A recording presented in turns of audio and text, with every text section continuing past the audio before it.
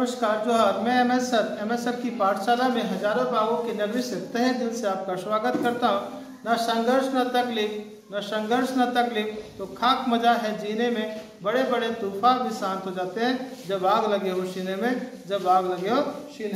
चलिए जगह ये अपने अंदर हौसला पागलपन और शुरू करते हैं क्लास 9 एनसीईआरटी की जो मैथ बुक है प्रश्नावली 7.2 प्रश्न संख्या 2। बाकी पहले अपलोड है, देख लीजिएगा उसको। त्रिभुज एबीसी में पहले भाई त्रिभुज है एबीसी, इसमें बोलता है कि एडी जो भुजा है, एडी भुजा बीसी पर लंब है, लंब भी है और ये दो बराबर भागों में बांट रहा है। तो अब हम लोगों को दर्शाना है कि त्रिभुज एबीसी एक समद्विबाहु त्रिभुज है या नहीं। अब समद्विबाहु त्रिभुज कैसे दर्शाना होगा? तो समद्विबाहु त्रिभुज वह त्रिभुज होती है जिसकी दो भुजाएं बराबर होती है। तो चलिए शुरू करते हैं।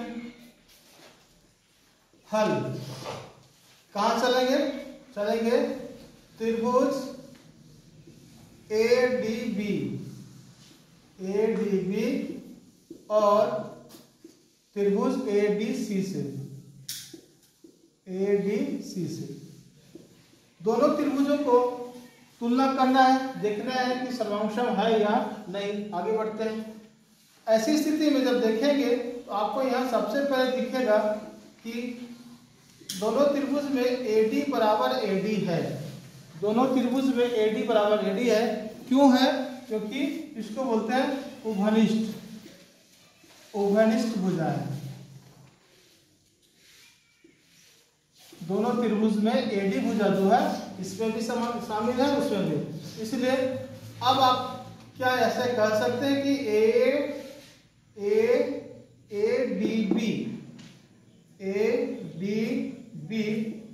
ADB क्या बराबर है ADC का, अर्थात एंगल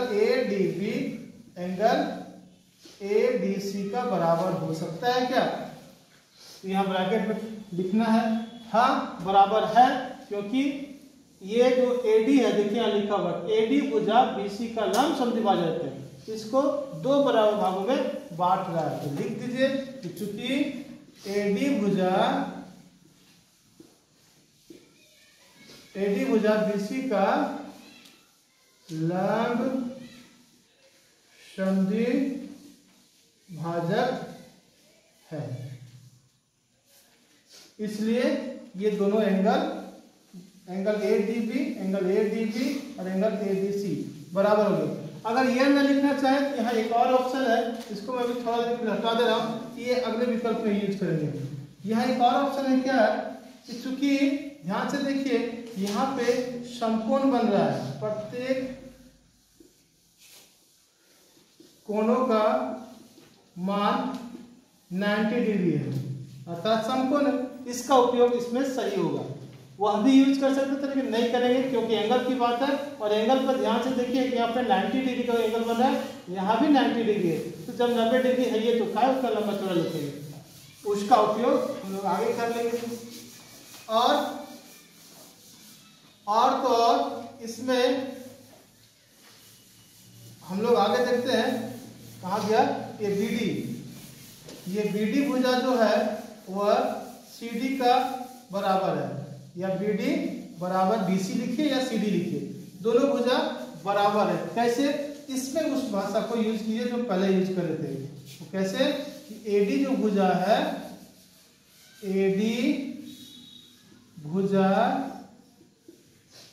BC का लंब समद्विभाजक। चलिए इसमें इसका यूज हो गया।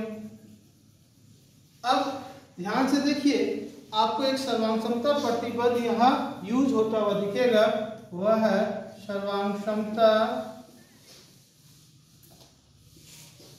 प्रतिपद बोलिए, कसौटी बोलिए, नियम बोलिए। सर्वांगक्षमता प्रतिपद कौन है भाई? SAS सर्वांगक्षमता नियम SAS से, मतलब ये भुजा हो गया, ये कोण हो गया, ये भुजा हो गया। तो ये SAS क्या कहता है कि जिस त्रिभुज की एक भुजा एक कोण एक भुजा बराबर हो, अर्थात दो भुजा और एक कोण बराबर हो, तो इसको सर्वांशम होते हैं। इसलिए हम लोग कह सकते हैं यहाँ कि त्रिभुज ADB सर्वांशम होगा। त्रिभुज ADB सर्वांशम है किसका? त्रिभुज ABC का।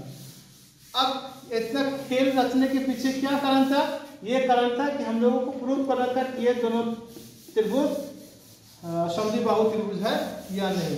तो यहाँ इरेज की आवश्यकता हो गया भाई, और इरेज कर लो। इसमें दो त्रिभुज या दो भुजा हमको ढूंढना है कि बराबर कौन होगा। आपको ये पता है क्या भाई कि चूंकि सर्वांशम त्रिभुज के संगत भाग बराबर होता है या होते हैं। तो जब सर्वांशम भाग बराबर होता है तो इससे क्या पता चलेगा? हम लोग ऐसा कह सकते हैं कि AB,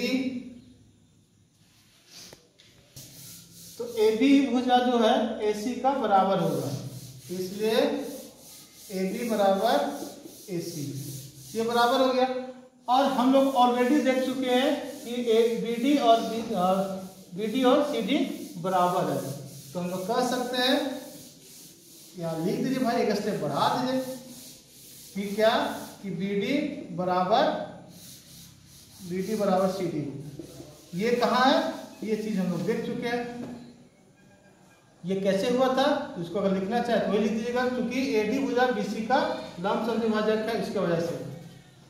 अतः त्रिभुज ABD और